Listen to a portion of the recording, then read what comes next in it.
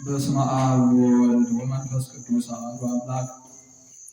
ሊቃውንተ ቤተክርስቲያን፣ ካህናት፣ አባቶች፣ ዲያቆናት፣ ወንድሞች፣ ምዕመናን ወምዕመናት፣ አባቶች፣ እናቶች፣ እህቶች፣ ወንድሞች እንዲሁም ሕፃናት ባሰባሰበን በአምላካችን በኢየሱስ ክርስቶስ ፍጹም ሰላም በእናታችን በንጽሕት ቅድስት ድንግል ማርያም ፍጹም ሰላም እንደምን አላችሁ?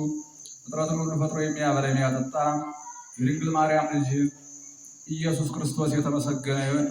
አምላክን በድንግልና ጸንሳ በድንግልና የወለደችልን ዘላለማዊት ድንግል እመቤታችን የተመሰገነች ትሁን። ሊቀ መላእክት የመላእክት አለቃ ቅዱስ ሩፋኤል የተመሰገነ ይሁን።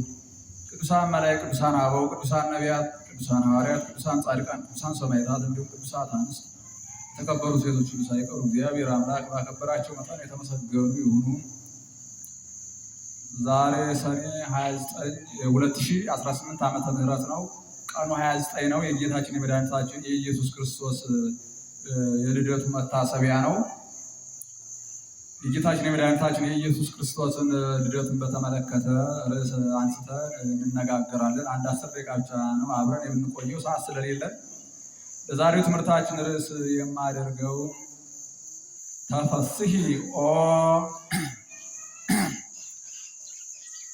ተፈስሒ ኦ ቤተልሔም ሀገሮሙ ለነቢያት እስመ በኀቤኪ ተወልደ ዳግማይ አዳም። እስመ በኀቤኪ ተወልደ ክርስቶስ ዳግማይ አዳም ነው። ተፈስሒ ኦ ቤተልሔም ሀገሮሙ ለነቢያት እስመ በኀቤኪ ተወልደ ክርስቶስ ዳግማይ አዳም። ሁለተኛው አዳም ከአንቺ የተወለደብሽ የነቢያት ሀገራቸው ቤተልሔም ሆይ ደስ ይበልሽ። በዚህ ርዕስ መሰረታዊ ዓላማ የማደርገው ስለ ጌታችንና ስለ እመቤታችን መናገር ነው። ስለ ጌታ ሲነሳ ስለ እመቤታችን ይነሳል። ስለ እመቤታችን ሲነሳ ስለ ጌታ ይነሳል። ጌታና እመቤታችንን ነጣጥሎ ማንሳት አይቻልም። ምክንያቱም እግዚአብሔርን ያለ እመቤታችን አናውቀውም። ክርስቶስን ያወቅነው በእመቤታችን ነው እና ዳግማይ አዳም ክርስቶስ፣ ሁለተኛው አዳም ክርስቶስ ከአንቺ የተወለደ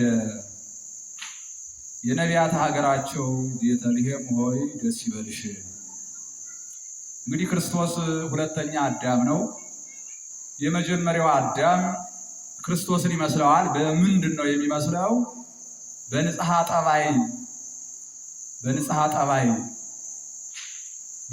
ጠባይ።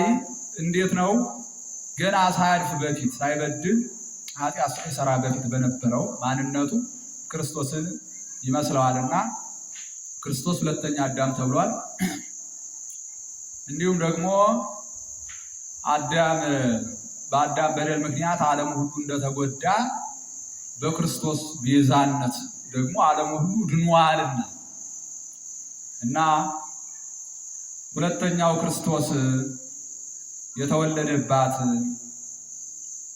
ቤተልሔም እመቤታችን ናት። የነቢያት ሀገራቸው ተብላለች። እመቤታችን የነቢያት ሀገር ናት። ነቢያት ድንቅ ነገርን የተናገሩላት ያለማቋረጥ በየዘመኑ እየተነሱ ብዙ ነቢያት ስለ እመቤታችን ብቻ ነበር የሚናገሩ። ተቀምጠው ተነስተው፣ ወድቀው ተነስተው ስለ እመቤታችን ብቻ ነው የሚናገሩ። ምክንያቱም እርሷ ካልተወለደች አምላክ ስለማይወለድ አምላክ የሚገኝ በእርሷ በኩል ስለሆነ እርሷን ነው በትዕግስት ይጠባበቋት የነበረ። እንዲሁም ነቢዩ ዳዊት ምን ይላል? መኑ ይመራሃኒ እስከ ኤዶምያስ ማን ይመራኛል? ወመኑ ይመራሃኒ ሀገረ ጥቅም አምባዋጽም ወደሆነች ሀገር ማን ይመራኛል ይላል። ኤዶምያስ የምትባል እመቤታችን ናት። ወደ እርሷ ማን ይመራኛል? አምባዋጽም ወደሆነች ሀገርስ ማን ይመራኛል ይላል። አምባዋጽም የሆነች ሀገር ጽዮን አምባ መጠጊያ እመቤታችን ናት። ልጆቿን ለሲኦል እሳት ለገሃነም እሳት የማታስነቀማት እና ነቢያት ድንቅ ነገር ሲናገሩላት ነው የቆዩ። ነቢያት ድንቅ ነገር የተናገሩላት የእግዚአብሔር ሀገሩ ቤተልሔም እመቤታችን ናት። ቤተልሔም ልሔም ማለት እንጀራ ማለት ነው። ቤተልሔም ስንል የእንጀራ ቤት ማለት ነው። እንግዲህ የእንጀራ ቤት ያው እመቤታችን ናት። ልጇ ክርስቶስ በዮሐንስ ወንጌል በምዕራፍ 6 እኔ የሕይወት እንጀራ ነኝ እንጀራ ብሎ ሲናገር ስጋውን ነው። እንግዲህ እንጀራ ብሎ ሲናገር ስጋውን ብቻም አይደለም ደሙንም ጨምሮ ነው። እህል ውሃ ተብሎ ነው የሚጠራ። ስጋ ሲነሳ ደም አብሮ ስላለ ማለት ነው። እና እህል ውሃ ነው የሚባል። እንጀራ ሲባል ያው እህል ውሃ ነው። እህልም አለ ውሃም አለ። ልክ እንደዚያ እኔ የሕይወት እንጀራ ነኝ ሲል ስጋውንም ደሙንም ነው። ስለዚህ ለሕይወት እንጀራ ለክርስቶስ ቤተልሔም እመቤታችን ምኑ ናት ስንል የእንጀራ ቤቱ ናት። የክርስቶስ መገኛ፣ የሕይወት እንጀራ ክርስቶስ የሚገኝባት፣ የሕይወት መጠጥ ክርስቶስ የሚገኝባት ቤተልሔም እመቤታችን ናት። እና ሁሉ ነገር ያው የተገኘ በእመቤታችን ነው። ሁሉ ነገር የተገኘ በእመቤታችን ነው። እና እመቤታችን ምንድን ናት ስንል ቤተልሔም የነቢያት ሀገር ናት። ነቢያት ድንቅ ድንቅ ነገር የተናገሩላት የነቢያት ሀገር ቤተልሔም ሆይ ደስ ይበልሽ፣ ደስ ይበልሽ። እመቤታችን እንግዲህ ተፈሥሒ ፍሥሕት፣ ይህ ምስጋናዋ በጣም የተወደደ ነው። ከምስጋናዎቿ ሁሉ እመቤታችን ከምስጋናዎቿ ሁሉ በጣም የምትወደው ምስጋና ተፈሥሒ ፍሥሕት የሚለው ነው። ደስ ያለሽ ሆይ ደስ ይበልሽ የሚለው በቅዱስ ገብርኤል አምሳልም እግዚአብሔር ይል ነበር ያለ። ይህን ምስጋና በጣም ትወደዋለች። እንዲሁም አባ መርዳሊ እንዳየው የአባ መርዳሊ 12 የብርሃን መላእክት የብርሃን መነሳንስ ይዘው መንገድ ሲሄዱ ያገኛቸዋል። አባ ማርዳሊ ማለት ነው። አባ መርዳሊ የአባ ማርዳሊ እንዲሁም መላእክቱ ምን አለ? የት ትሄዳላችሁ ብሏቸዋል። እኛ የምንሄድ ወደ ቁስጥንጥንያ ነው። በዚያ ሊቁ ዮሐንስ አፈወርቅ ተፈሥሒ ፍሥሕትን ሲተረጉም ልንሰማ ከምስጋናዎቿ ሁሉ እመቤታችን በጣም የምትወደው ተፈሥሒ ፍሥሕት የሚለው ምስጋናዋን ነው ብለውታል። እና ዛሬ መጻሕፍትንም የሚያነቡ ተጠንቅቀው ሊሆን ይገባል። ከንባብም እንዳይነጥቡ ማለት ነው። ጸሎትም ሲጸልዩ ከሚያነቡት የጸሎት መጻሕፍት ንባብ ተጠንቅቀው፣ አለበለዚያ መላእክት ያዝናሉ ቁመው ስለሚሰሙ ማለት ነው። እና ደስ ያለሽ ሆይ ደስ ይበልሽ። እንዲሁም የጠፋ በግ አዳምን የፈለገው ባገኘው ጊዜ የተሸከመው እውነተኛ ቸር ጠባቂያችን አማኑኤል የወለድሽልን እመቤተ ማርያም ሆይ ደስ ይበልሽ ይላል ሊቁ ዮሐንስ አፈወርቅ ማለት ነው። ጠፍተን የነበርን እኛን ፈልጎ ያገኘን ባገኘን ጊዜ የተሸከመን እውነተኛ ቸር ጠባቂያችን አማኑኤል ማለት ነው። እርሱ የተገኘ ከእመቤታችን ነው። እና ደስ ያለሽ ሆይ ደስ ይበልሽ፣ የነቢያት ሀገራቸው ቤተልሔም ሆይ ደስ ይበልሽ በማለት ተነግሯል እመቤታችን። እና ይህች ቤተልሔም እመቤታችን ክርስቶስን አስገኝተዋለች። ክርስቶስ ከእርሷ ተወልዷል። በሉቃስ ወንጌል በምዕራፍ 2 እንደተቀመጠ መድኃኒት ክርስቶስ በዳዊት ሀገር ተወልዶላቸዋል፣ የዓለም መድኃኒት እርሱ ተወልዶላቸዋል ተብሎ እንደተነገረ ማለት ነው። እና እመቤታችን ክርስቶስን ወልደዋለች። እንግዲህ ከጥንት አዳምና ሔዋን በድለው ነበረ። እግዚአብሔር ከገነት አባሯቸው ይኖሩ ነበረ። ከገነት ያኖራቸው ነበረ። በብዙ ሐዘን በብዙ ለቅሶ ይኖሩ ነበረ። እና እንዲሁም ቅዱስ ገብርኤል 12 ዋሻ ሄዳችሁ ሙሉ ብሎ አዕዋፋትን አዟቸው ከገነት እየወሰዱ ሞልተዋል። እንዲህ ብትሉ በኋላ አዳም ከልጅ ልጁ ጋር በሙሉ መግባታቸው ስለማይቀር የአዳም ልጆች እንዳይተናኮሏቸው የእናንተንም ጫጭቶች እንዳይገሉ ወስዳቸው 12 ዋሻ ሙሉ ብሎ ቅዱስ ገብርኤል ነግሯቸው በዚያ መሰረት እየወሰዱ 12 ዋሻ ሞልተዋል። ከዚያ አዕዋፋት ተመልሰው ሲሄዱ አዝሪል አብሪል የሚባሉ አዕዋፋት ነበሩ። የእነርሱን ቋንቋቸው ሁሉ አዳም ስለሚያው እነሱ በላይ እየበረሩ እሱ በመሬት እየሮጠ እየተሯሯጡ ከገነት ቅጥር ደርሰዋል። በኋላ ገነት አጥሯ በሙሉ ሰዓት ነው፣ መግባት አልተቻለው። እነሱ በላይ በክንፋቸው ገቡ። በኋላ ሰይጣን አንተ ከውሃዋ እዚህ ምን አመጣ ብሎ በድንጋይ አናቱን ፈጥፍጦ ጥሎታል። ከዚያ በኋላ ያው ጌታ አዝኖለታል። ቅዱስ ገብርኤል አንሰው ብሎታል። ደሙ ምድር ላይ ፈሶ ስለነበረ ያዳም ደም እግዚአብሔር አዘነለት። እና እግዚአብሔር አዝኖ የተስፋ ቃል ሰጠው ማለት ነው። እግዚአብሔር ደም ሲያይ እንባ ሲያይ በጣም ያዝናል ማለት ነው። እና ዛሬ በተለያየ ፈተና በተለያየ መከራ ምክንያት እንዲው እንባችሁ ያስቸገራችሁ ሰዎች እንዲው በከተማም ቢሆን በቤታችሁ ቢሆን እንባችሁ ጠብ እንዳይል ተጠንቀቁ። ወደ እግዚአብሔር ቤት መጥታችሁ በእግዚአብሔር ቤት ነው ማልቀስ። እግዚአብሔር ያንን እንባችሁን ተመልክቶ በእግዚአብሔር ቤት ካለቀሳችሁ እግዚአብሔር ወዲያው ራርቶ የምትፈልጉትን ነገር ሁሉ ያሟላል። እግዚአብሔር ደም ሲያይ ሰው ደሙ ፈሶ ሲያይ ሰው ተመቶ የሰው ደም ፈሶ ሲያይ እግዚአብሔር በጣም ይራራል፣ ያዝናል። የሰው እንባ ሲያይ በጣም ይራራል። የእግዚአብሔር ምግቡ የሰው እንባ ነው። ትበላለህን ትጠጣለህን ተብሏል። አዎ በላለሁ ጠጣለሁ ብሏል። ምግብህ መጠጥህ ምንድን ነው ቢባል ምን አለ? የሰዎች እንባ ነው። ንስሐ በንስሐ የሚያነቡት እንባ ይቅር በለን ብለው የሚያነቡት እንባ ያ ለእኔ ምግቤ ነው መጠጤ ነው ብሏል ጌታ። እና ይራራል እና ለአዳም እራራለት ማለት ነው። ምን አለው? ከዚያ በኋላ ከፈወሰ በኋላ ጌታ ምን አለው? አዳም በአንተ ደም ዓለም አይድንም፣ አንተም ዓለምም አይድንም።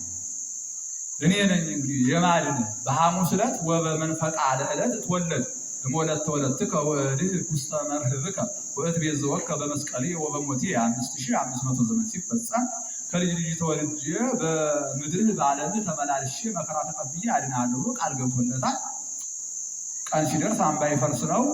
ቀን ሲደርስ እንግዲህ የጥል ግድግዳ የጥል አምባ ሊፈርስልን ሆነ። ጌታ በጽኑ ቀጠሮ ከዘመናት ዘመን ሳይቀንስ ከቀኑም ቀን ሳይቀንስ ከደቂቃም ደቂቃ ሳይቀንስ በጽኑ ቀጠሮ ተገኝቶልናል ማለት 5500 ዘመን ከተፈጸመ በኋላ ማለት ነው። ከዚያ በኋላ ግን ያድነን ዘንድ ወዷል። እቺ የነቢያት ሀገር ነቢያት ድንቅ ነገር የተናገሩላት ቤተልሔም እመቤታችን ተወልዳለች። ከእርሷ ደግሞ ክርስቶስ ተወልዷል ማለት ነው። እና እንግዲህ አብይ 5 ደቂቃ ተጠቅሜ እጨርሳለሁ ሰዓት ስላለቀ። አብይ ነጌ የሚባል አለ። አብይ ነጌ የሚባል አባት ዝሆን ማለት ነው። ሌላ ደግሞ ውርዙ ነጌ የሚባል አለ፣ ወጣት ዝሆን። ሌላ ደግሞ አበይት ነጊያት ታላላቅ ዝሆኖች የሚባሉ አሉ። እና አባት ዝሆን ግዙፍ ከመሆኑ የተነሳ እዚህ ጭኑ አካባቢ ወርፉ አካባቢ ስለማይታዘዝለት ሲተኛ ዛፍ ተደግፎ ነው የሚተኛ፣ ወይ ተራራ ተደግፎ ወይ ዛፍ ተደግፎ ነው የሚተኛ። ያለበለዚያ ግን መሬት ላይ ቢተኛ መነሳት አይችልም። እዚህ ጭኑ አካባቢ ወርፉ አይታዘዝለትም። እና አዳኞች ምን ያደርጋሉ? የሚደገፈውን ዛፍ ሂደው በምሳር ይመቱታል። በምሳር በደንብ አድርገው ከርክረው ይተውትና እንዳያውቅባቸው ጭቃ ይቀቡትና ይሄዳሉ። ከዚያ እንደለመደ ደገፍ ሲል በዚህ ይወድቃል ማለት መነሳት ያቅተዋል። መነሳት ሲያቅተው ይጮሃል ማለት ነው። ሲጮህ ሌላ አበይት ነጊያት ሌላ ታላላቅ ዝሆኖች ጮቱን ሰምተው ይመጣሉ። እነርሱም እንዳያነሱት ወርሻቸው የነሱም እንደሱ ግዙፍ ስለሆነ ማንሳት አይችሉም። በጋራ ሆነው ጮት ያደርጋሉ። በጋራ ሆነው ሲጮሁ ውርዙ ነጌን ይጠሩታል፣ ወጣቱ ዝሆን። ያ ወጣቱ ዝሆን ግን ወርፉ ይታዘዝለታል። ዝቅ ብሎ በኩንጁ ገብቶ ግልብጥ አድርጎ ያነሳዋል ማለት ነው። ይህ ምሳሌ ነው። አብይ ነጌ አባት ዝሆን የተባለ አዳም ነው። አዳኞች ያልኳችሁ ደግሞ አጋንንት ናቸው። ይህ ታላቁ ዝሆን ዛፍ ተደግፎ አዳኞች ከርክረው ትተውት ዛፉን ተደግፎ እንደወደቀ በሰይጣን ጥበብ በሰይጣን አሰራር አዳምን በጸበለስ ምክንያት ውርደት ገጥሞታል ማለት ነው። ከዚያ ከወደቀ በኋላ እንደመጮሁ ዝሆኑ ታላቁ ዝሆን እንደመጮሁ ወድቆ እንደመጮሁ አዳም ንስሐ መግባቱ ነው። ከዚያ እርሱ ሲጮህ ሌላ አበይት ነጊያት ታላላቅ ዝሆኖች ጮቱን ሰምተው መጡ፣ አብረው ጮሁ። እነዚህ አበይት ነጊያት ነቢያት ናቸው፣ አበው የቀደሙት ደጋጎች ማለት ነው። እነርሱ ዓለም ያድኑ ዘንድ አልቻሉም። መጮህ ማልቀስ ብቻ ነው የሆነ ማለት ነው። አዎ መጮህ ማልቀስ ብቻ ነው የሆነ። ፈኑ ዲከ ማርያም ክንድን ከላይ ላክልን እያሉ መጮህ ብቻ ነው እንጂ ዓለምን ያድኑ ዘንድ አልተቻላቸውም። አዳምንም ሔዋንን ያድኑ ዘንድ ራሳቸውንም ያድኑ ዘንድ ዓለምንም ያድኑ ዘንድ አልተቻላቸውም። ስለዚህ በጋራ ይጮሃሉ። በጋራ ሲጮሁ ውርዙ ነጌ ወጣቱ ዝሆን መጣ። ማን ነው ወጣቱ ዝሆን? ክርስቶስ ነው። እርሱ ግን ወርፉ ይታዘዝለታል፣ በደል ኃጢአት የለበትም። ስለዚህ አነሳን ማለት ተሸከመን። የጠፋ በግ አዳምን የፈለገው ባገኘው ጊዜ ተሸከመው። እውነተኛ ቸር ጠባቂያችን አማኑኤልን የወለድሽልን እመቤቴ ማርያም ሆይ ደስ ይበልሽ። አዎ ጠፍተን የነበርን እኛን ክርስቶስ አነሳን ማለት እርሱ አነሳን እና ይህ ወጣት ዝሆን ክርስቶስ ግን እኛን ማዳን ችሏል። አምላክ ስለሆነ ማለት ነው። ዓለም በፍጡር ደም አይድንም እንዳለው አዳምን በእኔ ደም ነው እንዳለው ክርስቶስ ተወልዶ ነፃ አድርጎናል ማለት ነው እና የልደቱ መታሰቢያ ነው ዛሬ እና ክርስቶስ ወደዚህ ዓለም ሊያድን ሲመጣ በጥንተ አብሶ አይደለም። የጥንተ አብሶ የሚባል በጥንተ አብሶ ብቻ አይደለም። ጥንተ አብሶ የሚባለው አዳምና ሔዋን የበደሉት የጥንቱ በደል ነው። በእርሱ ብቻ አይደለም የመጣ በምልአተ ኃጢአት ነው። በኃጢአት ምልአት ማለት ነው። ኃጢአት በምድር ላይ ስለመላ ግን ስለ ጥንተ አብሶ ብቻ መጥቶ ቢሆን አዳምና ሔዋንን ብቻ አዳነ እንጂ እኛንማ አላዳነንም። እኛማ በጾም በጸሎት በትሩፋታችን ነው የዳን ባሉ ነበር ነቢያቱ፣ አበውም እንደዚህ ያባሉ ነበር። ግን እርሱ የመጣ ለሁሉ ነውና ሁሉን ሊያድን ነው። ዓለም ሁሉ በድሎ ነበርና ሁሉን ሊያድን ነበር የመጣው። ሁሉን ሊያድን እንደመጣ ሁሉንም አድኗል ማለት ነው። ክርስቶስ ተወልዶ ምን አድርጓል? ነፃ አውጥቶናል። እና ይህ ክርስቶስ የነቢያት ሀገራቸው ዳግማዊ አዳም ክርስቶስ ከአንቺ የተወለደ የነቢያት ሀገራቸው ቤተልሔም ሆይ ደስ ይበልሽ። ቤተልሔም እመቤታችን ናት። የእንጀራ ቤት የልጇን ስጋ ዕለት ዕለት የምንመገብባት መሶበ ወርቃችን፣ የልጇን ደም ዕለት ዕለት የምንጠጣባት የወርቅ ጽዋችን።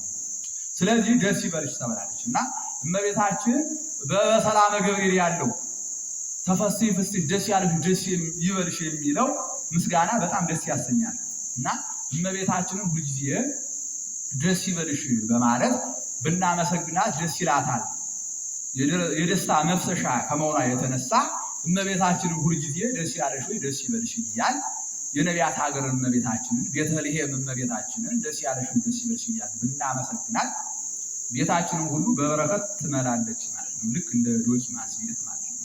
የእንጀራ ቤት ናትና አታስርበንም፣ አታስጠማንም፣ ደስ ታሰኘናለች። ምን ብናደርግ ሁልጊዜ ደስ ያለሽ ወይ ደስ ይበልሽ እያል ብናመሰግናት በሕይወታችን ሁሉ ደስታ ታደርጋለች ማለት ነው። በሀብታችን በንብረታችን ሁሉ ደስታ፣ በጤናችን ሁሉ ደስታ፣ በትዳራችን ሁሉ ደስታ፣ በልጆቻችን ሁሉ ደስታ፣ በሁሉ ነገራችን ደስታና ደስታን ብቻ ታጎናጽፈናለች እመቤታችን። ምን ብናደርግ ደስ ያለሽ ወይ ደስ ይበልሽ እያል ብናመሰግናት። የነቢያት ሀገራቸው ዳግማዊ አዳም ክርስቶስ ከአንቺ የተወለደ እመቤቴ ማርያም ወይ ደስ ይበልሽ፣ የነቢያት ሀገራቸው ቤተልሔም እመቤታችን ወይ ደስ ይበልሽ እያል እመቤታችን በሰላመ ገብርኤል ደስ ያለሽ ወይ ደስ ይበልሽ እያል እናመስግናት። እንደዚያ ከሆነ ሁልጊዜ እኛን በዚህ ዓለምም በደስታ ታኖረናለች፣ በወዲያኛውም ዓለም በደስታ ታኖረናለች። ሰዓት የለም።